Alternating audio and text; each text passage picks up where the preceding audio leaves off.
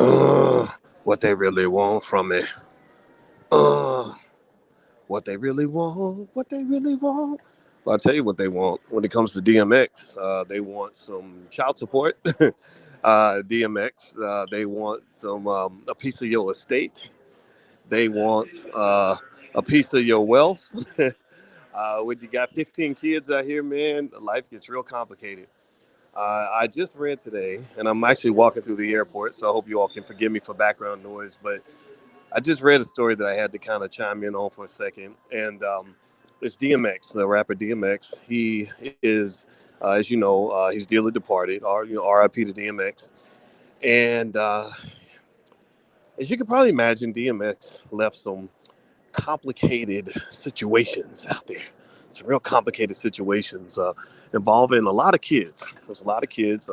Some think it's 14, some think it's 15, some think it's like, LGBTQ plus, like 14, 15 plus, whatever. And at least enough kids to form a basketball team. And this brother is interesting because it was just reported that a 15 child popped up out of nowhere. There's another baby mama who basically said, "This is my baby," and of course, when people feel that they're entitled to something financial, they show up and they pick up what they feel is owed to them. Now, do me a favor, real quick, if you could. I want to make sure you guys can hear me okay. Give me a yes in the chat if you can hear me all right, because I'm actually in a public place and I don't know if you all can hear me clearly in this context. But so give me a yes in the chat if you can hear me, and put your hashtag B1 in the chat and hit the thumbs up button. All right, so how many of you give me a yes or no? Did you see what was going on with the DMX thing? And I'm gonna read it, and I'm not here to bash. I'm not here to talk smack about DMX. I mean, but for God's sake, the guy's not here anymore, so I'm not gonna talk bad about a man who's gone. But you guys know I have to kind of connect the dots for you. I like to connect the dots because that's just my job. His job was being one of the greatest rappers in history. My job is to try to be one of the greatest thinkers in history and one of the greatest scholars in history, which means I don't know if I'm the greatest or not. I'm not going to ever put that crown on myself, but I will tell you what, I'm going to work my ass off to do as much as I can to help us advance our thinking. So basically, just to give you the quick overview, the short story version of it is that according to a lot of news outlets, a 15 child has popped up claiming a piece of DMX's estate, basically saying, the child and the child's mother have shown up and said, we have rights to more of this money. This tends to happen when somebody dies. When a person dies, especially a person of this level of prominence, everybody shows up and tries to get a piece of the Iron Throne. It's like Game of Thrones. If you ever watched Game of Thrones, you saw how the Iron Throne was vacant and everybody claimed the Iron Throne. Everybody has some sort of birthright that gave them access to the Iron Throne. Well, when a king like DMX goes out, there's going to be a lot of conversation about money. Now, DMX's estate reportedly only had like $1 million in it, which was stunning, given that he sold, I think in the first year or two, he sold more records in his first couple of years than I think almost any artist in history. In fact, DMX, I remember DMX having like two albums that were number one out in the same year. I mean, who does that? Who has two albums out in the same year that are both number one? So this brother was a bad dude and was absolutely killing the game. But as I always talk to you guys about, drugs are the worst thing that ever happened to the black community. Drugs are just the worst thing that ever happened to the black man. Drugs, crack especially, is the first drug that ever made mothers not even want to be mothers to their kids. It takes a lot to kill the God created natural instinct of a mother to protect their child. I mean, I don't know mothers. You know what I'm talking about. If like my mother was telling me today about how when my grandmother found out that my father and his brother were both going to Vietnam at the same time, she was a very shy woman, very quiet. She went down to their office and cussed those people out. She cussed them out. I said, "Grandma cussed him out." She said, She said, "Yeah." I said, "Ooh, that's that mama bear coming out." So mothers will protect the shit out of their kids. So the thing about crack, which is this is why I'm bringing this up because as you know, DMX struggled with crack, is that crack was the only drug that could kill the infinitely powerful bond between mother and child. Right? That's what they did to you. They owe you reparations for that. In case you don't know.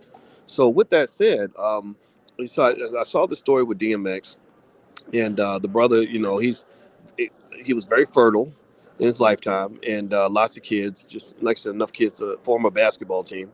And then he dies, right? And the estate, from what I understand, was not exactly organized in a way that was designed to preserve legacy.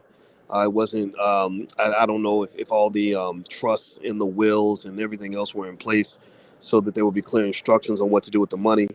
And let me just tell y'all a little secret, especially for the black men in here. If you're a black man, I hope you're listening, because you're a king. If you're a black man and you're a king, say king in the chat. If you're a king, or if you're married to a king or dating a king, put the word king in the chat. I'm gonna talk some king shit for you real quick. Type the word king in the chat if you either are a king, trying to be a king, believe that your children will be kings, or you have a spouse who is a king or a partner who's a king. Type the word king in the chat. I'm about to talk some king shit with y'all real quick. Here's the thing about being a king. A king must always have awareness of the empire. You see, kings are powerful, powerful like the sun. The kings have a gravitational pull. Like the sun. Like you think about how the sun operates. The sun just sits there and it shines, and it's the most powerful thing in the solar system. And it doesn't control the whole universe. It just controls its little sphere of influence. And when the sun moves, everything responds to the sun. Everything revolves around the sun. Do you understand what I'm saying?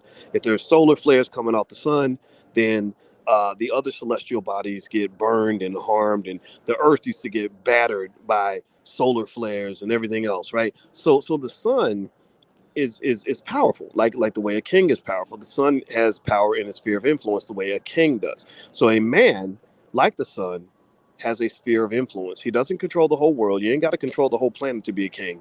You just got to have a sphere of influence. And most of you in here who either are kings or are raising kings understand that kings have power.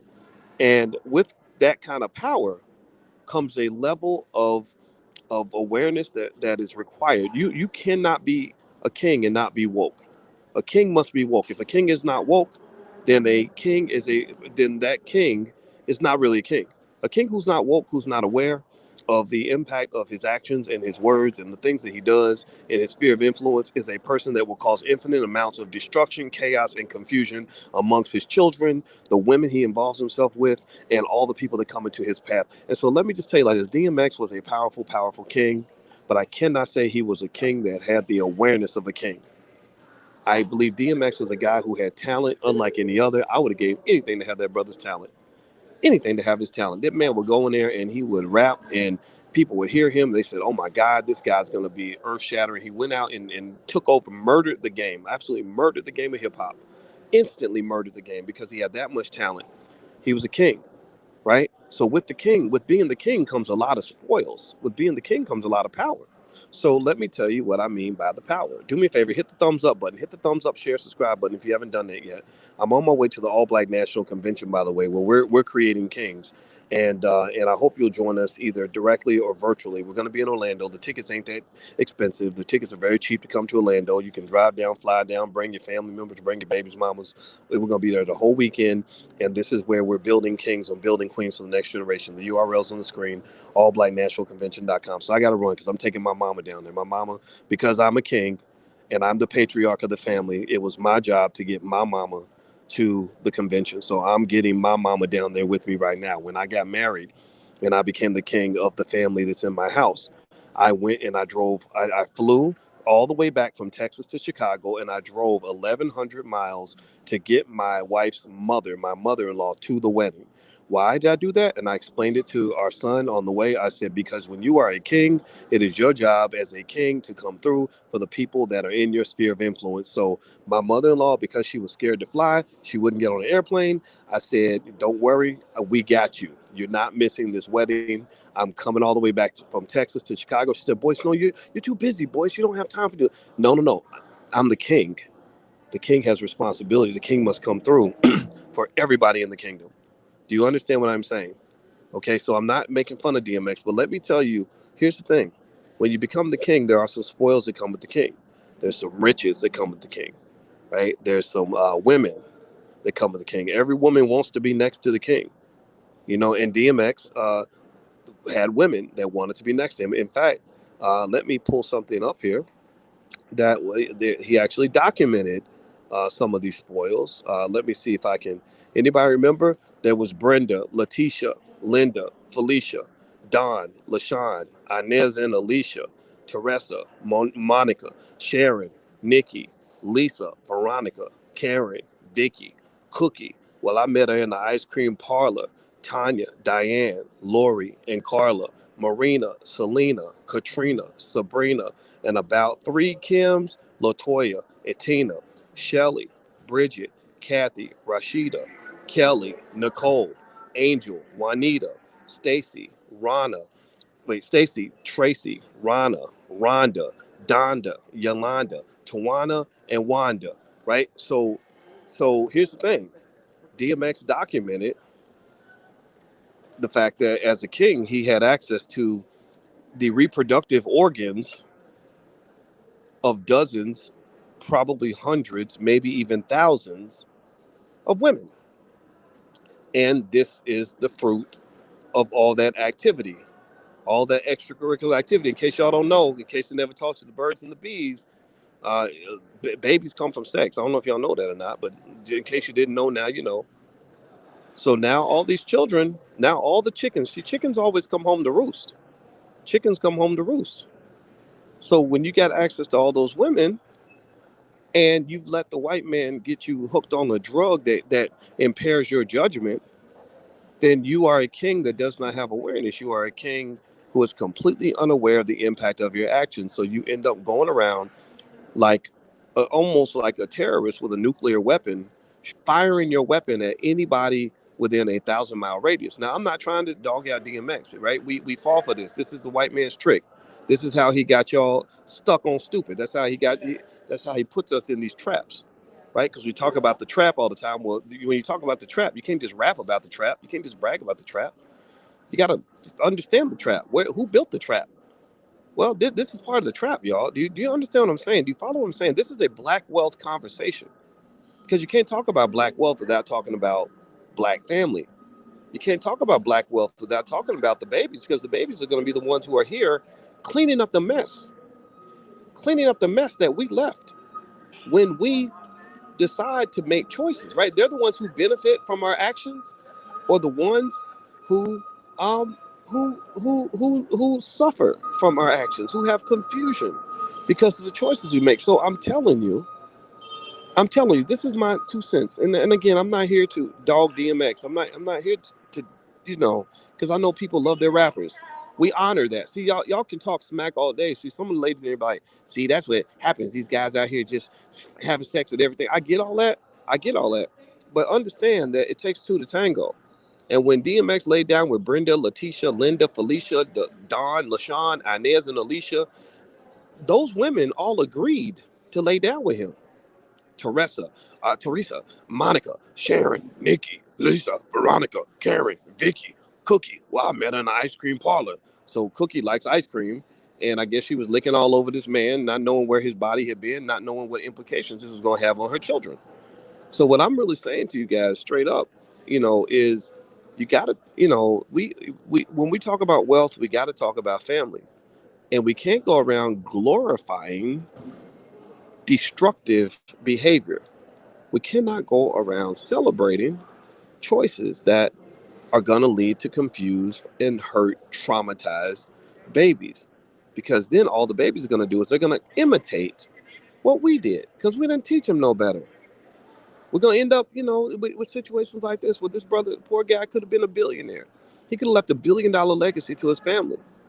And so in the next generation, I imagine, I'm hoping someone will learn from all of this, and they'll take that name, they'll take those royalties and turn it into something special, right? Some people's legacy, some people's wealth actually grows after they're gone. Michael Jackson's wealth increased after he died because he wasn't around spending up all his money like he did when he was here, right? So there's still hope here. There's still a possibility. DMX is not dead. DMX is still very much alive because, again, like the king that he was and the power that he had, his energy will last forever. You're gonna hear DMX songs in your head until you're gone, and people are gonna hear it even after you're dead. So this is not to diss the brother.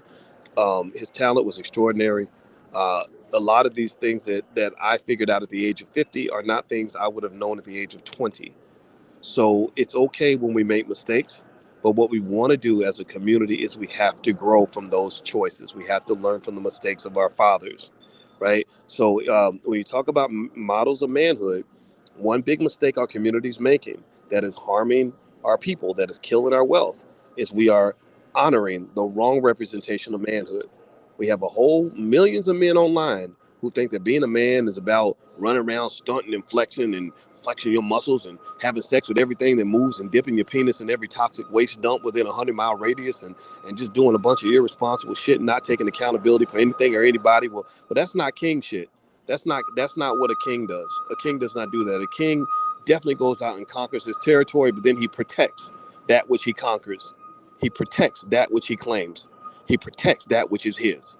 Do you follow what I'm saying? Do you understand what I'm saying? Little boys are not going to understand this, but the kings are going to get it. But when my father told me, my father said, I was not your biological father, but when I married your mother, I said, this boy and this woman are mine, and I will protect what is mine. I will take care of what is mine. I will raise and nurture what is mine. I will defend what is mine. So a man, a real king, does not go and have a bunch of kids and have them splattered out everywhere where the children are defending themselves without the support of a strong father, right? A better model of manhood, one that I love, is a kind from a guy like this, Nuri Muhammad. Nuri Muhammad put this post up, and it's I love it. And Nuri Muhammad speaking at the convention this weekend. He's a great brother. I invited him because he represents manhood. He said, normalize getting her door. Normalize asking, how can you help? Normalize gifts and surprises. Normalize praying together. Normalize having fun and still keeping our love and duty that we should have for one another.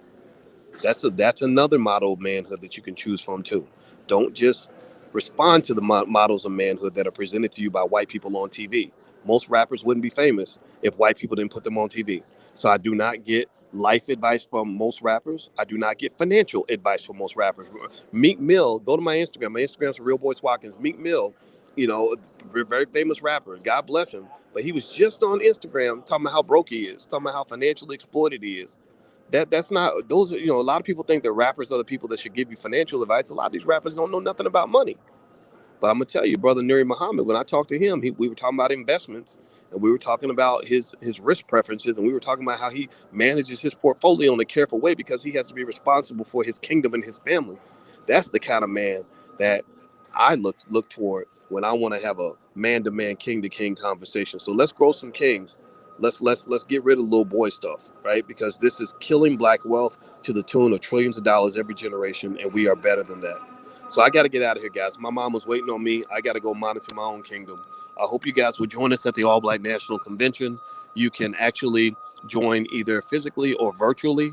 The URL's on the screen. It's allblacknationalconvention.com. I hope to see you in Orlando. And if I can't see you in Orlando, I hope you'll join us virtually. We have 61 black experts and speakers coming together to solve problems for the black community. And we're going to get this done because this is our kingdom. We are responsible for all that is in it. And we are not waiting on white people to save us from anything. We can do it ourselves. Hit the thumbs up button on your way out. I'll see you in Orlando. Love you guys.